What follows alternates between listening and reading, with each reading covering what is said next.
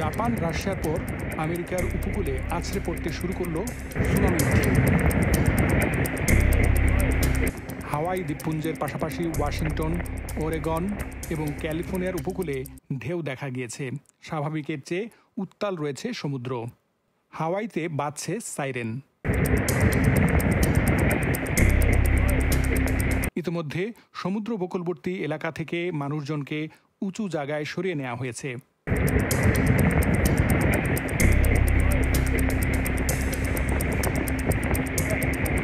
রাশিয়ায় ৮.৭ মাত্রার ভূমিকম্পের জেরে সৃষ্ট সুনামি জাপানের পর এবার যুক্তরাষ্ট্রের বিভিন্ন উপকূলে আঘাত হেনেছে।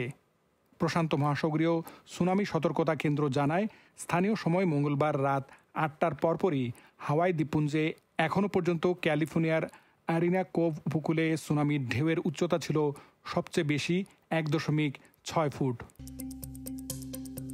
১ থেকে ১.২ মিটার উচ্চতার ঢেউ আঘাত হানতে শুরু করে। যদিও কেন্দ্রটি পরবর্তী আপডেট জানায়, রাজ্যের বড় ধরনের সুনামির আশঙ্কা নেই।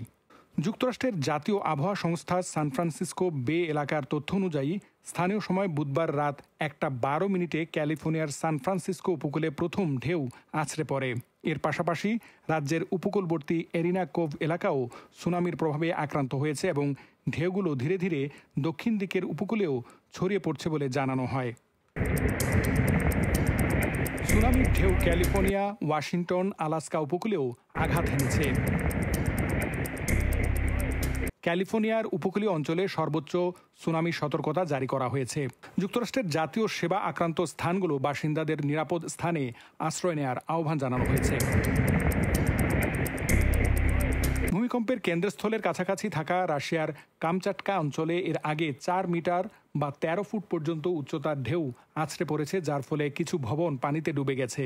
দ্বীপাঞ্চলগুলো থেকে হাজার হাজার মানুষকে সরিয়ে নেওয়া হয়েছে।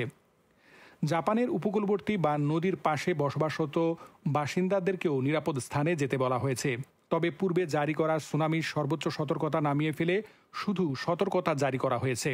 রাশিয়ার পূর্বাঞ্চল পেট্রোপাভলভস্ক কামচাটকির ১৩৬ কিলোমিটার পূর্বে ভূমিকম্পটির কেন্দ্র শনাক্ত করা হয়েছে। এই ভূমিকম্পকে অন্যতম শক্তিশালী বলা হচ্ছে, যার প্রভাবে রাশিয়া ছাড়াও ল্যাটিন আমেরিকা, পূর্ব এশিয়ার উপকূলীয় দেশ ও প্রশান্ত মহাসাগরীয় দ্বীপ রাষ্ট্রগুলোতে সুনামির সতর্কতা জারি করা হয়েছে। Mohammad Shamim, VTV US, new York.